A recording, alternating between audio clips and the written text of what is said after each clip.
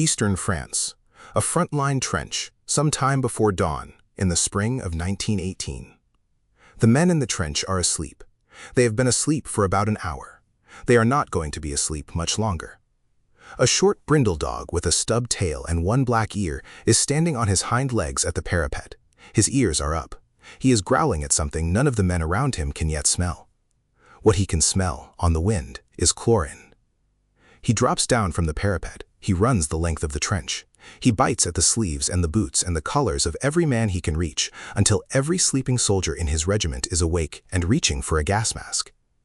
His name, by then, was Stubby. He was, by every reasonable account, the most consequential stray dog of the 20th century. He had walked into Yale Field in New Haven, Connecticut in the summer of 1917. The 102nd Infantry of the 26th Yankee Division was there at the time. They were New England men, mostly. They had been called up that spring after the United States declared war on Germany. They were training. They were, in a few weeks, going to be on a troop transport to France. A young Connecticut private named John Robert Conroy of Berlin gave him a piece of bread. The dog stayed for the bread. Then Conroy gave him another piece. The dog stayed for the second piece. By the end of the week, the dog was sleeping in the bunk under Conroy's bunk, and the regiment had quietly agreed not to ask any questions. Nobody is entirely sure where Stubby came from. The best guess of every chronicler who has worked the records is a Boston Terrier mixed with something larger, possibly a Bull Terrier, possibly a Pit Bull. He had a barrel chest, a flat face, and a stub of a tail that he wagged constantly enough to be the source of his name. In October of 1917, the regiment got their movement orders, Camp Yale to New York to the SS Minnesota, the Minnesota to France. Conroy, who was 18 years old, made an executive decision. He carried the dog up the gangplank under his greatcoat. When the regimental commander discovered the stowaway about 2 days into the Atlantic crossing, the dog, by every contemporary account that has come down to us, sat up on his hind legs, lifted his right paw to the side of his head, and offered the regimental commander what every man in the room insisted was a salute.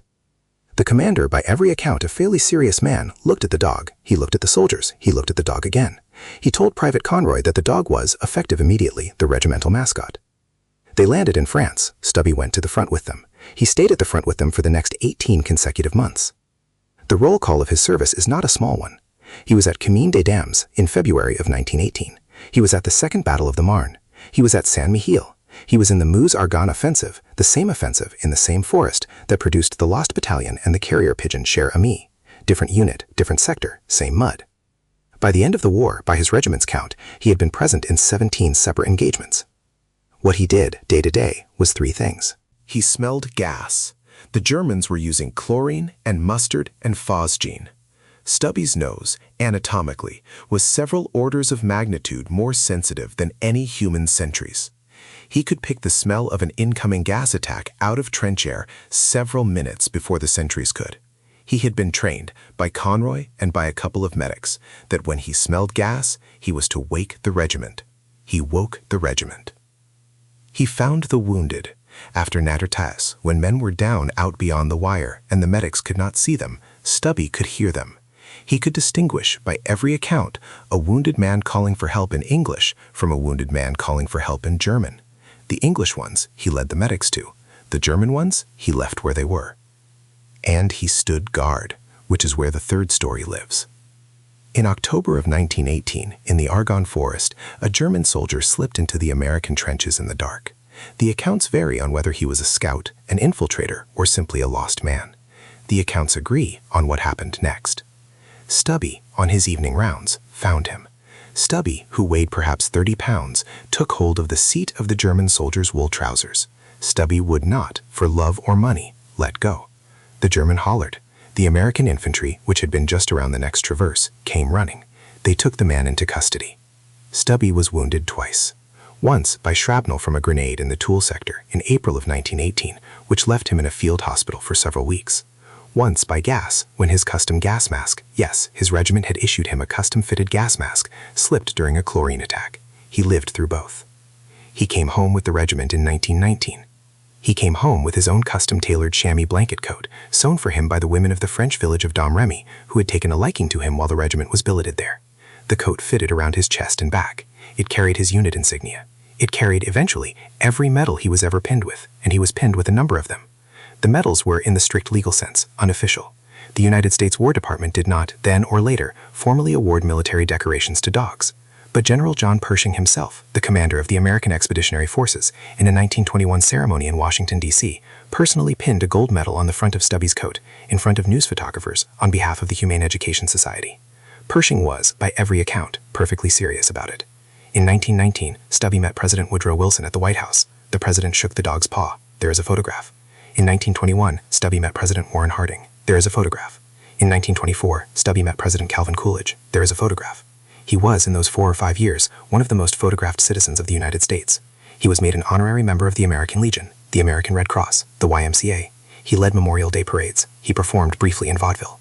Conroy went home, took a job, and enrolled at Georgetown University Law School in Washington. He took the dog with him. Within a year, Stubby was, by something close to acclamation of the student body, the official mascot of the Georgetown University football team. He was, on game days, in his coat, on the sidelines, with his stub tail going. I am not going to tell you that this dog had a better post-war career than most of the men in his regiment, but I am going to tell you that the historical record is, on this point, unusually clear. He died on March 16, 1926, in John Robert Conroy's arms, in his sleep. He was around 10 years old. The New York Times ran his obituary the next morning. By the count of every press historian who has ever cared to look, it remains, to this day, the longest obituary the paper of record has ever published for a dog. It ran 3 columns. Conroy, who never stopped grieving him, did one final thing for the dog. He had Stubby's body professionally preserved.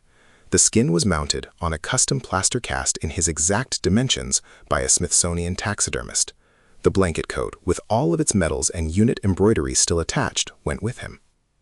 That mount is, today, in a small glass case at the Smithsonian National Museum of American History in Washington, D.C., in the exhibit on the First World War. He is on the same floor as Cher Ami. Conroy himself lived until 1987. He spent most of his career working as a federal investigator, a Bureau of Investigation, then FBI, employee. He kept Stubby's framed photographs on his desk for the rest of his life. When he was interviewed in old age about the dog, he was, by every account, still able to be brought close to tears by it. He never owned another dog. He told one interviewer in the 1960s that he had not been able to bring himself to. He had used up, he said, whatever portion of his life had been allotted to that particular kind of attachment. The 102nd Infantry held reunions until the men of it stopped being able to come. A handful of contemporary press clippings from the 1920s suggest that the men of the regiment asked across the rest of their lives whether their accounts of what the dog had done in France had been exaggerated. All said the same thing. The accounts, they said, were not exaggerated. There is a quiet thing the men of that regiment seem to have understood about their dog, which is that he was not, in any meaningful sense, ever theirs. He attached himself to a frightened young private in a training camp, and he stayed, and he did the small things he was capable of, in a war that almost everything in it was too large for any of them. A small animal in the right place can carry more than its own weight.